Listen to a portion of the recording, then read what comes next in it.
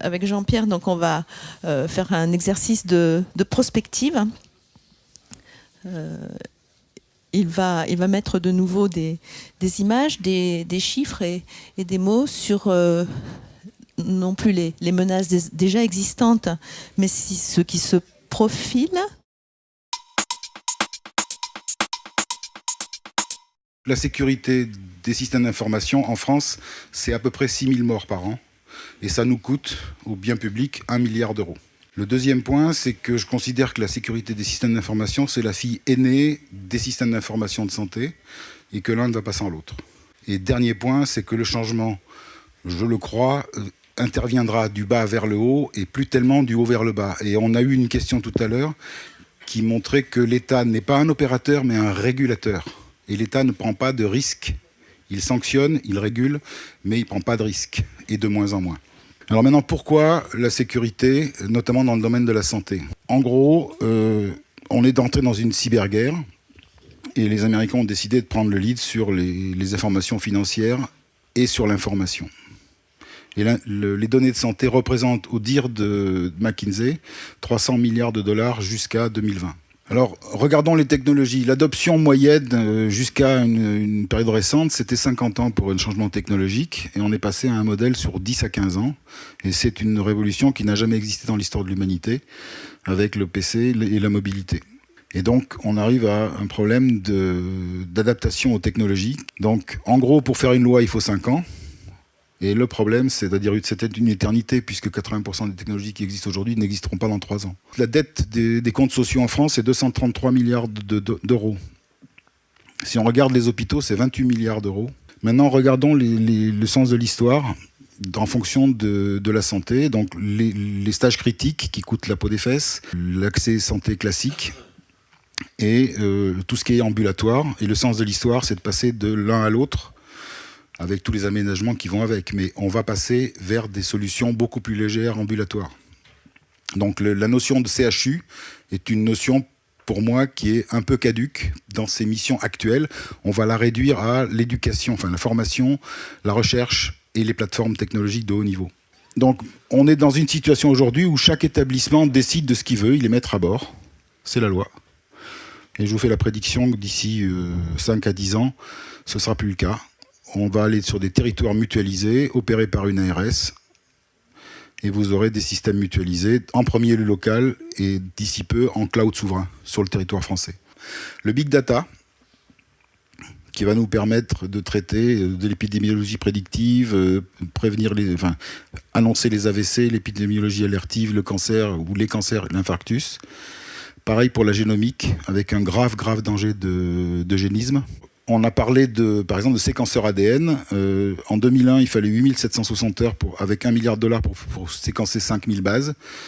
Et aujourd'hui, on a annoncé le petit truc de Panasonic. Donc, c'est 1 heure, 100 dollars, et on a l'intégralité du génome. Après, vous avez des développements considérables comme le e-learning, la microchirurgie. Donc ça, vous avez le scalpel électronique.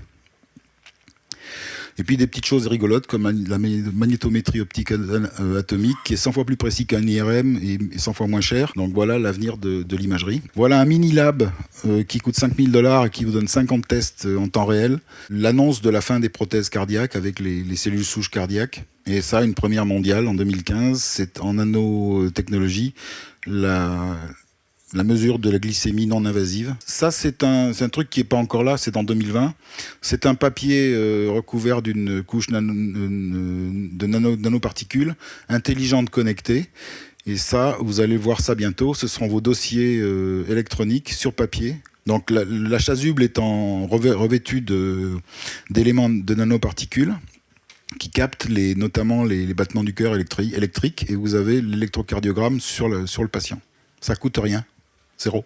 Tout est connecté. Les volumes sont faramineux, les connexions sont permanentes et les débits sont en explosion. Ça veut dire qu'on est fragile et dépendant. On n'a rien à faire de sécuriser un serveur. Ce qu'il faut sécuriser, c'est l'information. C'est pas de la sécurité informatique qu'on fait, c'est de la sécurité de l'information pour qu'elle serve au bon moment, au bon endroit, à la bonne personne, pour soigner le bon patient. Donc j'ai l'honneur d'animer un groupe de travail qui est un groupe de travail de 20 experts RSSI, DSI, ingénieurs système. Il était important donc pour nous de nous regrouper pour faciliter en fait l'accès des solutions à l'ensemble des acteurs de la santé, quelle que soit leur taille. Notre philosophie à Lille, c'est que la sécurité est en accompagnement, en offreur de solutions au déploiement des besoins des praticiens hospitaliers. La fonction SSI n'est pas une fonction de nom, c'est oui, sous quelles conditions, ou si on réalise cette action-là, quels sont les enjeux métiers et quels sont les risques résiduels que l'on accepte. On a pris soin, sur la phase 1 des marchés adressés, d'avoir un partenariat avec le ministère, avec l'ASIP Santé, pour que les marchés soient validés. Ce qu'il faut retenir de cela, c'est qu'on n'a pas un catalogue de marchés déstructuré. Ce que l'on a fait, c'est un schéma directeur de la sécurité des systèmes d'information des établissements adhérents. Un système de management de la sécurité des systèmes d'information. C'est quoi cet acronyme? C'est pas quelque chose de difficile de mettre en œuvre, c'est du bon sens. Pour faire ceci, finalement, ce n'est pas le RSSI qui va pouvoir dire quel est l'impact, mais c'est bien le praticien hospitalier. Donc ça, c'est la mise en place d'un système de management, c'est comment on gouverne le panel de la sûreté de fonctionnement de façon collégiale avec les personnels de soins, mais aussi avec la direction générale à un moment donné pour arbitrer les éléments de moyens humains et financiers. Alors souvent, on a l'impression que la sécurité relève de la DSI. J'ai la chance au CHRU de Lille d'évoluer de façon transverse parce que finalement, quand on parle de la gestion des identités et des droits, c'est bien une problématique que l'on a avec la direction des ressources humaines, avec la direction des affaires médicales, travailler sur les axes organisationnels pour implémenter ensuite la solution technique qui va correspondre au mode de fonctionnement de l'établissement. On ne travaille pas seul. Il est illusoire de croire que l'on peut interdire sans expliquer les tenants et les aboutissants. Et notre volonté là-dessus, c'est de proposer des solutions simples en mode e-learning, parce que le soignant est d'abord dans l'optique de la T2A là pour travailler. Et lorsqu'il a un peu de temps, c'est quelques minutes, et des modules de sensibilisation de quelques minutes sont bien adaptés à ce besoin. La fonction RSSI, on doit être offreur de services. Et alors on va dire ces outils-là, c'est du plus, ça coûte cher, et ça c'est bien pour les gros CH. Je dirais oui et non. Parce que ce sont des outils aussi, par exemple, dans les tableaux de bord qui nous permettent d'avoir une gestion rigoureuse des licences. Alors, pour faire avancer un peu les choses, on s'est dit, bien écoutez, on est 63 adhérents, dont la PHP, dont les plus gros, et donc on est une part de marché significative. Et donc, à 63 adhérents, on a acheté ce qu'on appelle une API. L'intégration de ce module de signature qui devient finalement standard de 63 établissements, on l'achète une seule fois, et l'ensemble des adhérents UniHA ont cette intégration système d'information. Acheter de façon responsable, c'est se rendre indépendant des fournisseurs que l'on met en situation de monopole ou d'oligopole de façon temporaire, également en travaillant sur des unités d'œuvre en coût de possession globale et non pas certainement pas en tout cas en acquisition de licence. Vous devez avoir une rationalisation du coût sécuritaire et maîtriser votre budget. C'est quelque chose de commun, collégial, 20 professionnels avec une forte implication et une compétence mutualisée. C'est-à-dire qu'on n'est pas tous super experts, il n'y a pas de Superman de la sécurité. Ce que l'on fait, c'est que l'on avance en concert et que finalement on s'échange les retours d'expérience, les connaissances du marché et ça nous permet d'accélérer finalement notre maturité en matière de sécurité du système d'information. Et l'autre aspect important, et on a par exemple publié à 3 reprises certains documents, c'est l'équité d'accès entre petits et gros établissements.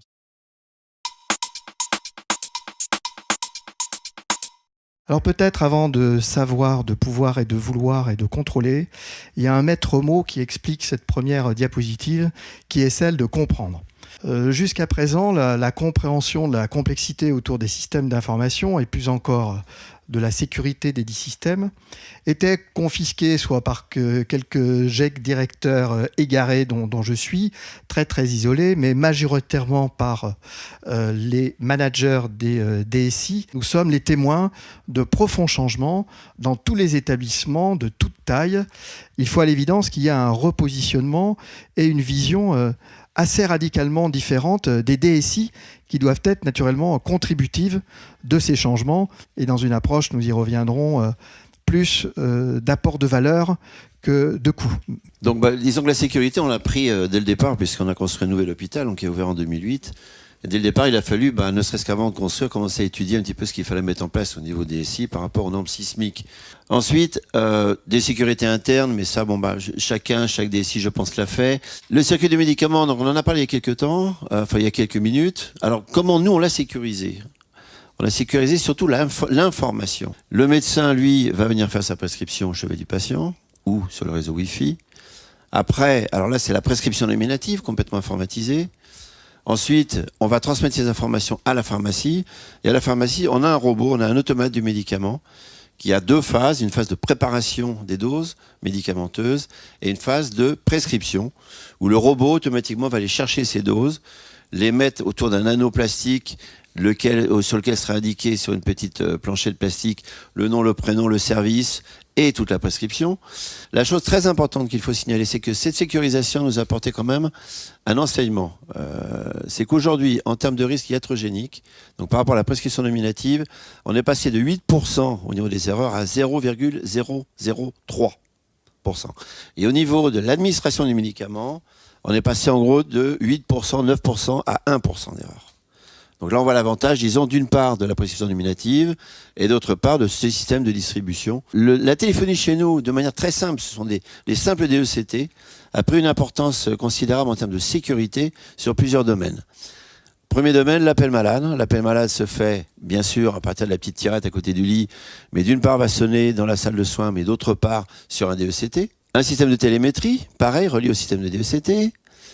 Les alarmes GTC, donc tout ce qui est gestion technique centralisée, gestion technique de bâtiment, le système de gestion incendie, l'ouverture de porte qui est reliée à la téléphonie et aux interphones, la logistique, dont on a parlé tout à l'heure de pneumatique et de transport automatisé lourd. Lorsque la tortue arrive dans un service, automatiquement ça va prévenir la personne qui est concernée. Le dernier transparent, disons, c'est concernant l'ouverture de l'hôpital vers l'extérieur, donc une communauté hospitalière de territoire importante, un certain nombre de réseaux, des réseaux professionnels, de type réseau Nord-Alpin des urgences, un réseau de traumato, je ne vais pas tous les citer, des réseaux médicaux avec lesquels nous communiquons par moyen, bien sûr, informatique. Et alors, le plus important pour nous aujourd'hui, système d'information de santé Rhône-Alpes, le dossier patient partagé, la connexion avec le DMP, le gros projet AVC, et puis ZEPRA.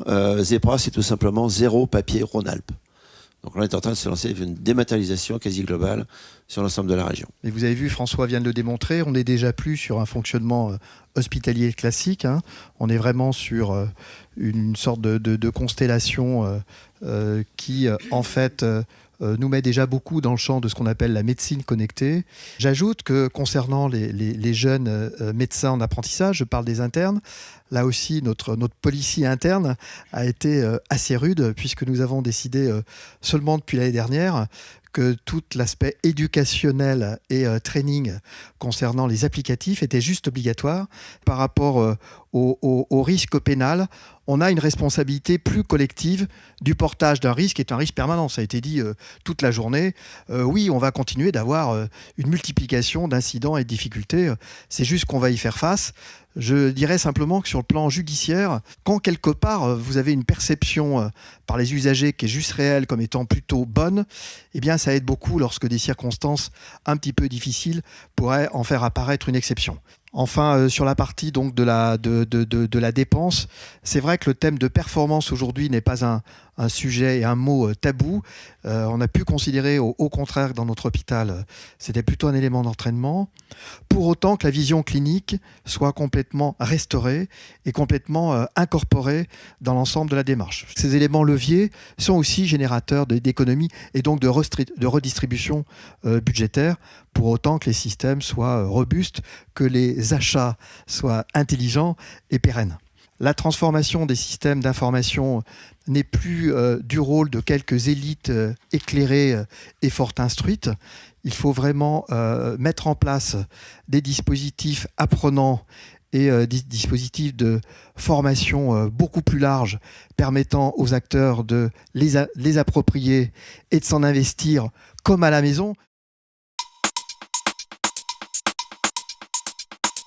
Hôpital numérique, c'est un programme de développement et de modernisation des systèmes d'information hospitaliers qu'il est inscrit dans la stratégie nationale de santé. Il fait partie des 2 leviers principaux sur la partie numérique avec territoire de soins numériques. Hôpital numérique, c'est 5 domaines fonctionnels sur la partie présentation de résultats, le dossier patient informatisé interopérable, la partie prescription qui est essentielle, qui alimente le plan de soins, la gestion des ressources avec la partie agenda et bureautique, et enfin un sujet qui n'est pas le moins important, le pilotage médico-économique. Pour pouvoir déposer un dossier de candidature hôpital numérique, il vous faut répondre favorablement à l'atteinte de cibles sur 3 domaines de prérequis. Une première partie sur l'identité des mouvements, ce sont des référentiels essentiellement qui sont déjà souvent en place dans les établissements. Il s'agit de référentiels